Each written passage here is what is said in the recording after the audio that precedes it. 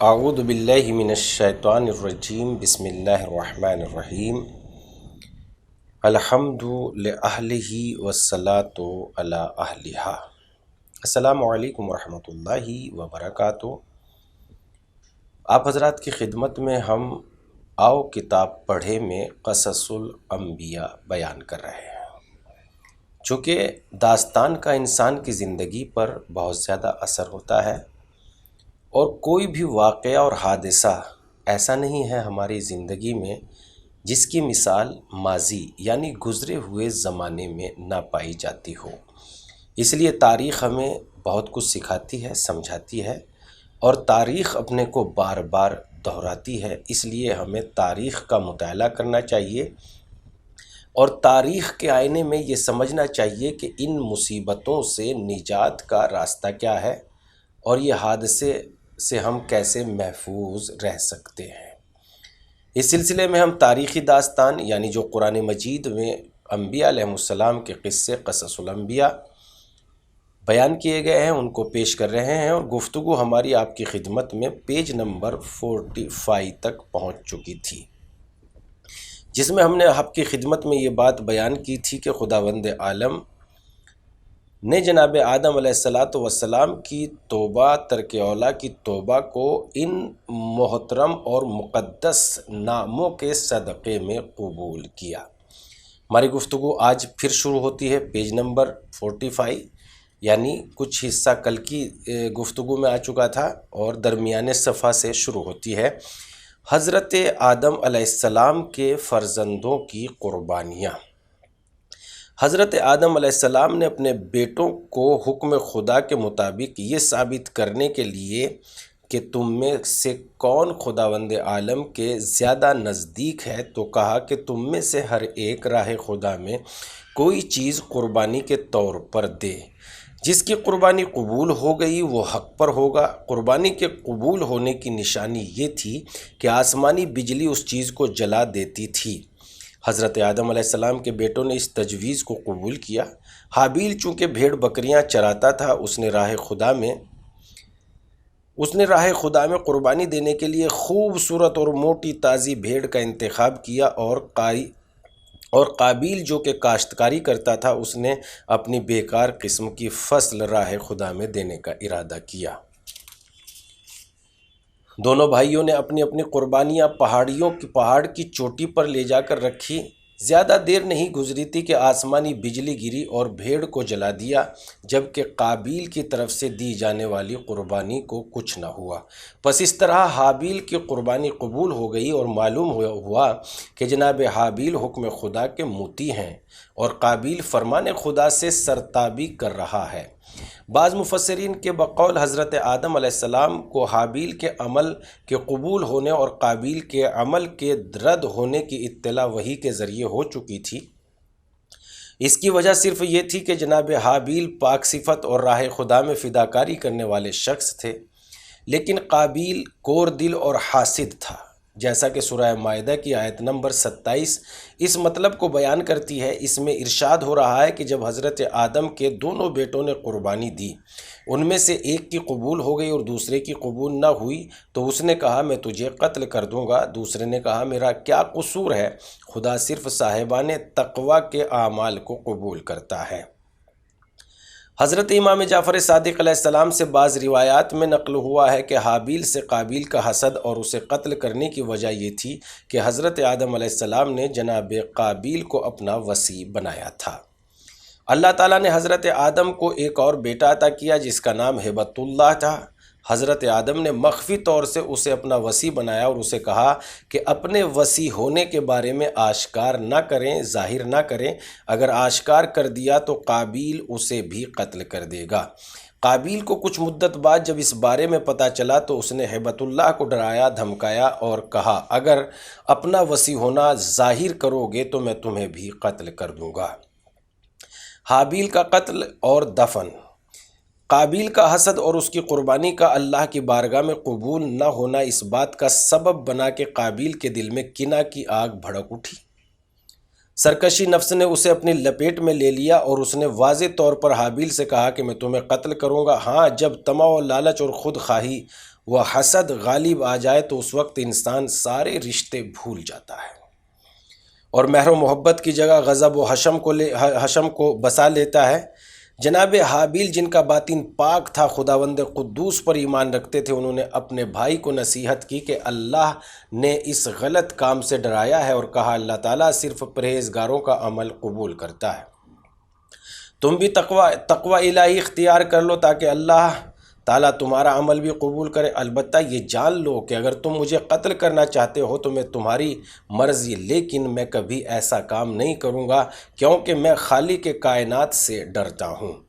اگر تم ایسا کرو گے تو میرے اور تمہارے اپنے گناہ کا بوجھ بھی تمہارے کندھوں پر ہوگا اور تم جہنم میں جاؤ گے، کیونکہ ستمگاروں اور ظالموں کی سزا جہنم ہی ہے۔ حابیل کی نصیحتوں نے قابیل کے ناپاک روح پر کوئی اثر نہ کیا اور اس سرکش نفس مزید سرکش ہو گیا اور اس نے اپنے بھائی کو قتل کرنے کا پکا ارادہ کر لیا۔ سورہ مبارکہ مائدہ آیت نمبر 27 سے 30۔ وہ موقع کی تلاش میں رہا کرتا تھا کہ اور ماں باپ سے دور اس ہولناک جنایت کو یعنی اس ہولناک کام کو انجام دیں۔ شیطان نے قابیل کے دل میں وسوسہ ڈالتے ہوئے کہا حابیل کی قربانی قبول ہو گئی ہے لیکن تمہاری قربانی قبول نہیں ہوئی۔ اگر تم حابیل کو زندہ چھوڑ دو گے تو کل اس کی اولاد ہوگی اور اس کی اولاد تمہاری اولاد پر فخر کرے گی کہ ہمارے باپ کی قربانی قبول ہو گئی تھی لیکن تمہارے باپ کی قربانی قبول نہیں ہوئی۔ یہ وسوسہ شیطانی ہر انسان کو ابھارتے رہتے ہیں، لہذا انسان وہی ہے جو وسوسوں پر کان نہ دھرے بلکہ احکام الہی پر عمل کرے۔ ان دونوں بھائیوں کے درمیان کشمکش شدید ہو گئی۔ قابیل کو معلوم نہیں تھا کہ کس طرح اسے قتل کرے۔ شیطان نے اسے سکھایا کہ اس کا سر پتھر کے اوپر رکھ کر دوسرے پتھر سے سر پھوڑ دے۔ بعض روایت میں ہے کہ حابیل سویا ہوا تھا تو قابیل نے بزدلی کا مظاہرہ کیا اور اسے قتل کر دیا۔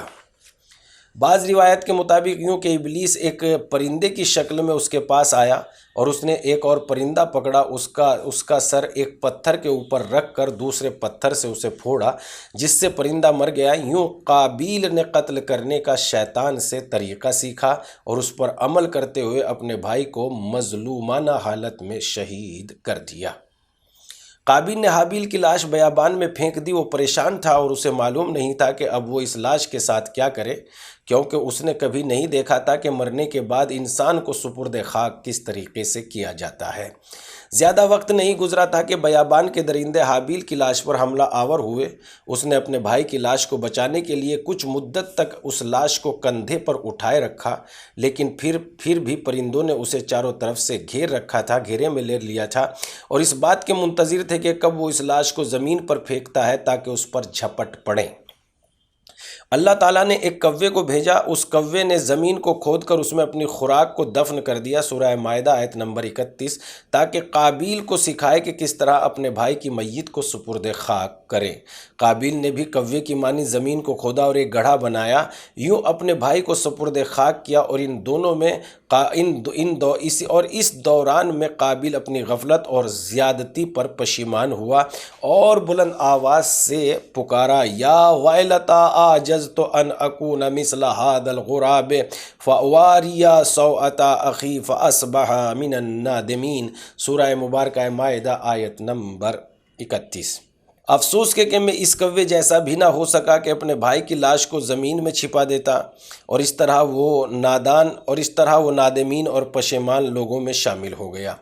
یہ بھی اللہ تعالیٰ کی عنایت میں سے تھا کہ اس نے قابیل کو دفن کرنے کا طریقہ سکھایا تاکہ حابیل کا پاک و پاکیزہ جسد درندوں کی خوراک نہ بنے۔ اس کے ضمن میں قابیل کو سرزنش کی کہ تو جہالت و نادانی کی وجہ سے کوے سے بھی زیادہ پست تر ہے۔ اس جہالت اور بری صفت نے ہی اپنے بھائی کو قتل کرنے پر آمادہ کیا۔ آدم کا شدید غم اور خدا کا تسلی دینا۔ ظالم و ستمگر قابیل اپنے بھائی کے جسد کو سپرد خاک کرنے کے بعد اپنے باپ کے پاس آیا۔ حضرت آدم علیہ السلام نے پوچھا حابیل کہاں ہیں؟ قابیل نے کہا مجھے کیا معلوم، کیا آپ نے مجھے اس کا محافظ بنایا تھا جو اب تم مجھ سے پوچھ رہے ہو؟ حضرت آدم علیہ السلام حابیل کی جدائی پر بہت پریشان ہوئے اور اپنے بیٹے کو تلاش کرنے کے لیے بیابانوں اور صحرا کی طرف نکل پڑے۔ اس کے بعد حضرت آدم علیہ السلام اپنی آنکھوں کے نور اور بہترین فرزند کے فراق میں 40 دن تک شب و روز گریہ کرتے رہے، چونکہ جناب آدم علیہ السلام کو اس کی اطلاع مل چکی تھی کہ جناب حابیل کو قتل کر دیا گیا۔ ان کے دل میں حضرت آدم علیہ السلام نے تلاش کرتے ہوئے اپنے بیٹے کی قتل گاہ تلاش کر لی۔ ان کے دل میں غم کا طوفان امنڈ آیا، نیز قابیل پر بھی لعنت کی۔ قابیل کو مخاطب کرتے ہوئے آسمان سے ندا آئی کہ تمہارے اوپر لعنت ہو، تم نے اپنے بھائی کا ناحق خون بہایا۔ حضرت آدم علیہ السلام شدید غمگین ہوئے۔ انہوں نے اپنے عزیز اور پیارے بیٹے کی جدائی پر بلند آواز سے آہو بکا کرتے ہوئے بارگاہ ازدی میں التجا کی، پروردگارا میری مدد فرما، اپنے خاص لطف و کرم سے مجھے اس جان لیوا غم سے نجات عطا کر دے۔ خداوندہ کریم نے حضرت آدم علیہ السلام پر وحی نازل فرمائی، انہیں بشارت دی کہ صبر سے کام لو، میں تمہیں حابیل کی جگہ ایک ایسا بیٹا عطا کرنے والا ہوں جو اس کا جانشین ہوگا۔ اس بشارت کو زیادہ عرصہ نہ گزرا تھا کہ جناب حوا حاملہ ہوئی اور ایک مولود مسعود کو جنم دیا۔ اللہ تعالیٰ نے 7ویں دن حضرت آدم علیہ السلام پر وحی نازل کی، اے آدم یہ بیٹا میری جانب سے تمہیں ہبہ کیا گیا ہے، لہذا اس کا نام ہبۃ اللہ رکھو۔ حضرت آدم علیہ السلام ایسے نیک پاک بیٹے کو پا کر بہت خوش ہوئے اور اس کا نام ہبۃ اللہ رکھ دیا۔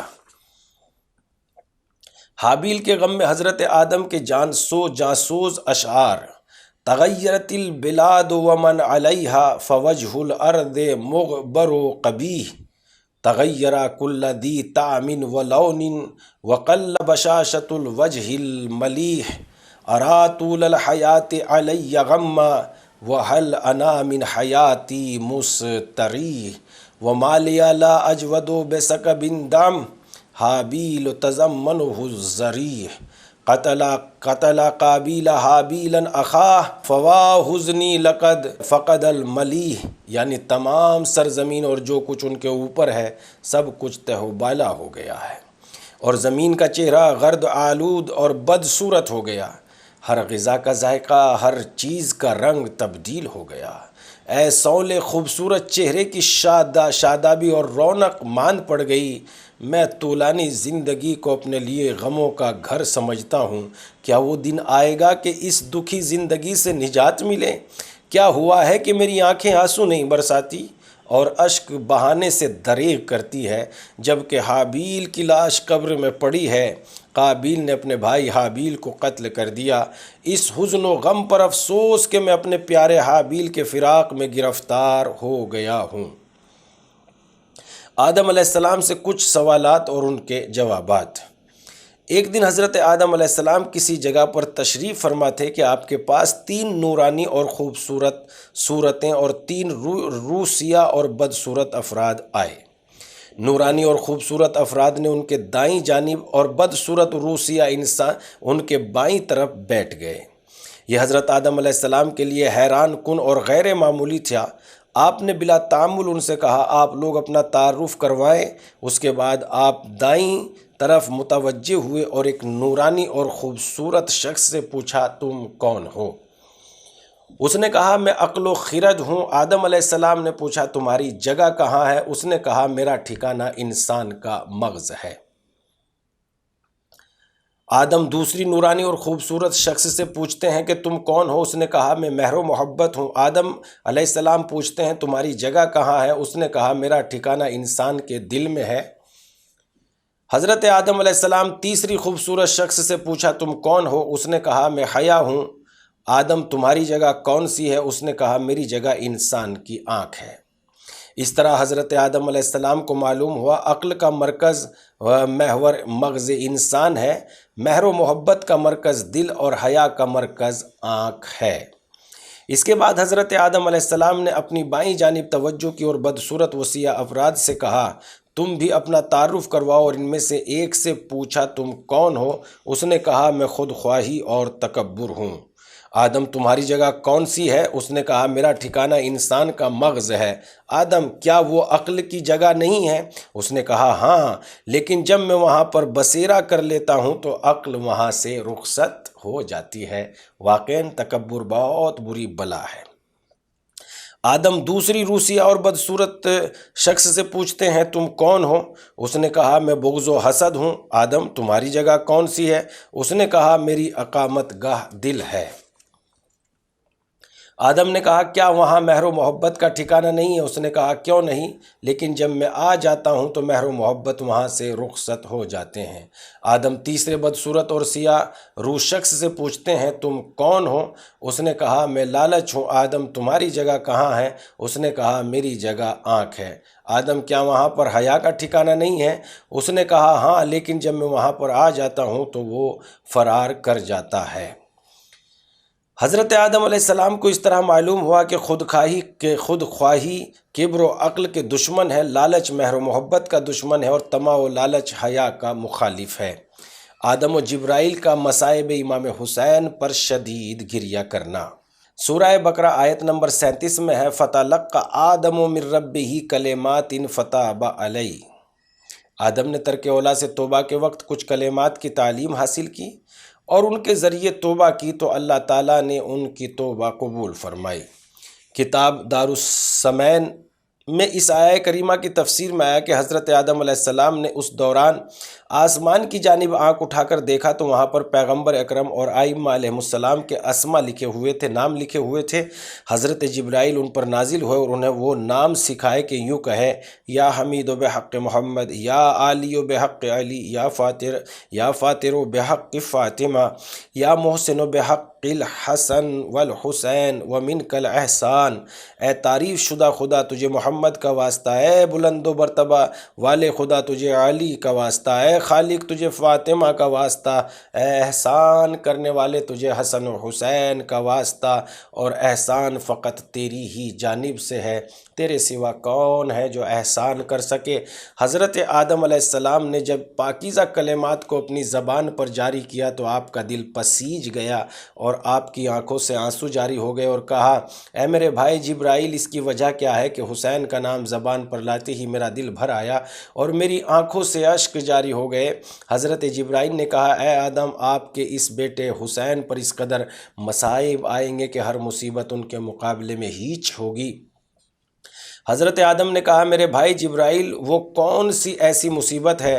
حضرت جبرائیل نے کہا حسین پیاسا، تنہا اور بے یاور و مددگار عالم غربت میں قتل ہوگا اور یوں صدا دے رہا ہوگا وا عطشا ہو وقلتا ناصرا، ہائے پیاس کی شدت، ہائے مددگاروں کی قلت۔ شدت پیاس سے آسمان ان کی آنکھوں کے سامنے تاریک ہو جائے گا، ہر طرف سے تیروں تلواروں کی جھنکاروں اور ماروں کی صدائیں آئیں گی، ان کا سر گوس فنج کے مانند ان کے بدن سے جدا کیا جائے گا، لیکن پس گردن سے ان کے مال و اسباب لوٹ لیے جائیں گے، ان کے اور ان کے اصحاب وفا کے سروں کو شہر بشہر پھرایا جائے گا، ان کے اہل بیت علیہ السلام کو ان کے سروں کے قریب سے گزارا جائے گا۔ اس وقت حضرت جبرائیل اور حضرت آدم نے مصائب حسین پر یوں گریہ کیا کہ جیسے ایک ماں اپنے جوان بیٹے کی میت پر گریہ کرتی ہے۔ حضرت آدم علیہ السلام کے وصی حضرت شیش، حضرت حابیل تو شہید ہو گئے، لیکن اللہ تعالیٰ نے بہت جلدی انہیں اپنے خاص لطف و کرم سے آپ کو اپنے بیٹے کا جانشین عطا فرمایا۔ جب جناب حابیل قتل ہوئے تو اس وقت ان کی زوجہ حاملہ تھی۔ کچھ عرصے بعد اللہ نے انہیں بیٹا عطا فرمایا۔ حضرت آدم اپنے پوتے کا نام اپنے مقتول بیٹے حابیل کے نام پر حابیل ہی رکھا اور اسے حابیل ابن حابیل کہا جاتا تھا۔ اس سے کچھ عرصے بعد اللہ تعالیٰ کے خاص لطف و کرم سے حضرت حوا کے یہاں بھی ایک بیٹا پیدا ہوا۔ حضرت آدم نے اس کا نام حضرت شیش رکھا۔ فرمایا میرا یہ بیٹا ہبت اللہ یعنی عطیہ خدا ہے۔ حضرت شیش پیغمبر بھی تھے اور حضرت آدم کے وصی و جانشین بھی۔ حضرت شیش جب شادی کرنے کی عمر کو پہنچے تو اللہ تعالیٰ نے حضرت شیش کے لیے انسانی شکل میں ایک حور بھیجی جس کا نام نائمہ تھا۔ حضرت شیش نے جب اس حور کو دیکھا تو خداوند عالم نے ان کے دل میں مہر و محبت اور لطف خداوندی کی بنیاد پر ان کے دلوں میں ایک دوسرے کی ہمدردی کو پیدا کر دیا۔ ادھر اللہ نے حضرت آدم پر وحی نازل فرمائی کہ نائمہ کی شادی حضرت شیش سے کر دو۔ حضرت آدم نے حکم کی تعمیل کی، کچھ مدت بعد اس سے حضرت شیش کی ایک بیٹی پیدا ہوئی۔ جب وہ سن بلوغ کو پہنچی تو حضرت آدم نے حکم خدا سے اس کی شادی حابیل بن حابیل سے کرا دی۔ اس طرح حضرت آدم کی نسل آگے بڑھی۔ عمر آدم کا آخری سال اور وصیت۔ حضرت آدم علیہ السلام کی زندگی کے 930 سال گزر چکے تھے۔ ان کی زندگی کا آخری سال تھا۔ اللہ کی جانب سے وحی نازل ہوئی، یہ آپ کی نبوت کا آخری سال ہے۔ آپ کی نبوت ختم ہونے کو ہے، لہذا اسم اعظم نبوت کا تمام خزانہ اور لوگوں کی ضروریات کی تمام چیزیں شیش کے سپرد کر دیں، اور اسے حکم دے کہ تقیہ کرتے ہوئے اس مسئلے کو پوشیدہ رکھے کہ اپنے بھائی قابیل کے شر سے محفوظ رہیں اور اس کے ہاتھوں قتل نہ ہو۔ دوسری روایت کے مطابق حضرت آدم علیہ السلام نے اپنی رحلت کے وقت اپنی تمام آل و اولاد جو ہزاروں پر مشتمل تھی کو اپنے پاس اکٹھا کیا اور انہیں یوں وصیت کی کہ اے میرے بچوں، میری تمام آل و اولاد میں سے شیش ہیبت اللہ سب سے افضل ہے۔ میں نے خدا کی طرف سے انہیں اپنا وصی بنایا، لہذا اللہ تعالیٰ نے جو کچھ مجھے تعلیم دیا میں نے سب کچھ انہیں سکھا دیا ہے تاکہ وہ میری شریعت کے مطابق حکم کریں اور تمام مخلوقات پر خدا کی حجت ہیں۔ اے میرے بچوں، ان کی اطاعت کرنا، ان کے فرمان سے سر نہ پھیرنا، کیونکہ وہ تمہارے درمیان میرے نمائندے اور جانشین ہیں۔ اس کے بعد حضرت آدم علیہ السلام کے حکم کے بعد ایک صندوق بنایا گیا۔ انہوں نے تمام آسمانی صحیفے اس میں رکھ کر اسے تالا لگا دیا اور اس کی چابی حضرت شیش کی تحویل یعنی قبضے میں دیتے ہوئے انہیں کہا، جب میں دنیا سے رحلت کر جاؤں تو مجھے غسل و کفن دینے کے بعد سپرد خاک کر دینا۔ البتہ یہ بات اچھی طرح ذہن نشی کر لو کہ تمہاری نسل سے ایک پیغمبر پیدا ہوگا جسے خاتم المرسلین کہتے ہیں، اور تمہارے اوپر لازم ہے کہ یہ وصیت اپنے وصی کو کرنا اور اپنے وصی کو بھی یہی وصی اور وہ اپنے وصی کو بھی یہی وصیت کرے کہ ان کے بعد ایک آخری پیغمبر آنے والا ہے جو خاتم المرسلین ہوں گے، اور یہ سلسلہ وصیت کا نسل در نسل یوں ہی چلتا رہے، اور نسل در نسل حضرت جب تک کہ ان کی پیدائش ہو، جب تک وہ پیدا ہوں، یہ سلسلہ وصیت کا اسی طریقے سے چلتا رہے۔ یعنی جناب آدم علیہ السلام سے ہی یہ بات طے ہو چکی تھی کہ ہر پیغمبر اپنا وصی معین کرے اور ان کے وصی ہونے کا اعلان کرے، جیسے جناب آدم علیہ السلام نے اپنی تمام اولاد کو اکٹھا کر کے۔ تاریخ سے یہ بات ثابت ہے، قرآن سے یہ بات ثابت ہے کہ جناب آدم علیہ السلام نے اپنی تمام آل و اولاد کو اکٹھا کرنے کے بعد یہ بتایا کہ یہ شیش ہیبت اللہ تم میں سب سے افضل و اعلیٰ ہے، لہذا ان کی اطاعت کرنا، ان کی پیروی کرنا، ان کی پیروی اللہ کی پیروی ہے، اور جو کچھ جناب آدم علیہ السلام کو اللہ کی جانب سے ملا تھا وہ سب کچھ جناب آدم علیہ السلام نے شیش ہیبت اللہ کو عطا کر دیا، یعنی دے دیا۔ اسی طریقے سے پیغمبر اسلام بھی خطبے میں ارشاد فرماتے ہیں، خطبہ غدیر میں، جو کچھ میرے پاس علم تھا میں نے سب کچھ علی ابن ابی طالب علیہ السلام کو دے دیا ہے۔ تو جو سلسلہ جناب آدم سے چل رہا ہے وہ سلسلہ کیا پیغمبر اسلام پر جا کر ختم ہو جائے گا؟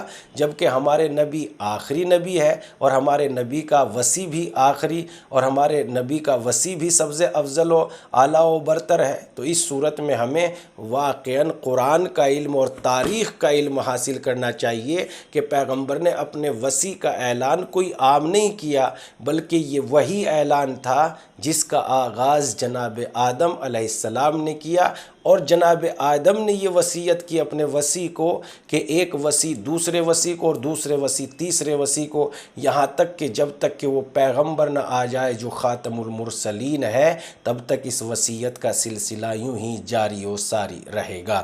ناظرین، ہماری گفتگو پیج نمبر 55 تک پہنچ چکی ہے۔ اب وقت تمام ہو چکا ہے، ہم پھر آپ کی خدمت میں حاضر ہوں گے اور کتاب پڑھے کا سلسلہ شروع رکھیں گے۔ والسلام علیکم ورحمۃ اللہ۔